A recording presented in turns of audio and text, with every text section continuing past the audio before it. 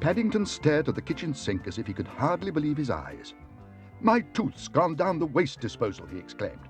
"I shan't be able to put it under my pillow and get sixpence now." "I'm very sorry," said Mrs. Brown. "It must have got mixed up with the breakfast things."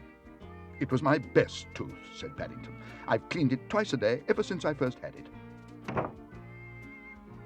I don't know what Aunt Lucy will say. "She'd probably say you shouldn't have eaten that everlasting toffee you made last week. It wouldn't have fallen out then." "I think," said Mrs. Bird, "we'd better pay a visit to the dentist. We don't want any more trouble. Besides, it's an emergency." "Emergency or not," said Mr. Leach, the dentist, "I'm afraid I shall have to charge extra. Bears have 42 teeth. That's 10 more than usual." "I've only got 41, said Paddington. "One of mine's been disposed of." "That's still more than I'm used to. Now, take your scarf off, and I'll see what I can do. Nurse! Nurse, where are you?" "I do hope we're doing the right thing," said Mrs. Brown. "Paddington's never been to the dentist before." "I don't suppose Mr. Leach has had bears before, either," said Mrs. Bird. "I'd like to know what's going on in there."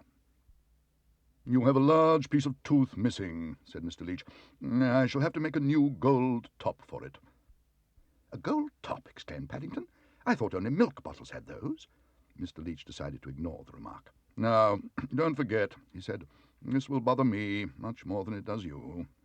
"I'm very glad of that," said Paddington. Yes, well, I'm going to put this piece of wax in your mouth so that I can find out the shape of your teeth. Now, say ah, and when I put it in, take a good hard bite."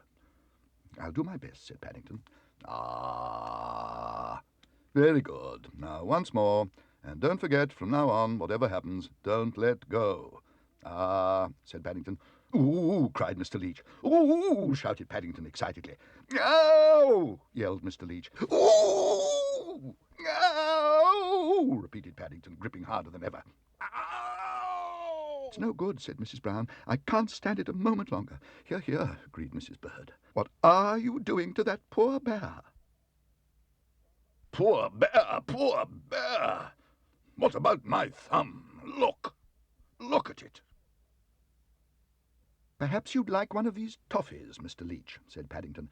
"I made them myself, and they're very good for taking your mind off things." Thank you," said Mr. Leach. "Thank you very much." "I wouldn't if I were you," warned Mrs. Bird. "Remember what happened to Paddington." "Oh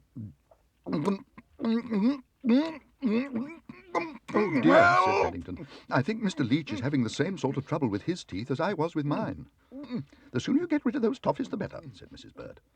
Paddington put on his injured expression. "I'm doing my best," he said, "but nobody seems to like them very much." He was about to suggest Mr. Leach tried saying "ah," but he seemed to be having enough trouble with his "mms," so he thought better of it. Instead, he got ready to leave. "I think," he announced, "Mr. Leach is the best dentist I've ever been to. I shall always come here when I've had a tooth disposed of." He said it was going to bother him much more than it did me, and he's quite right. It has. Mine feels better already.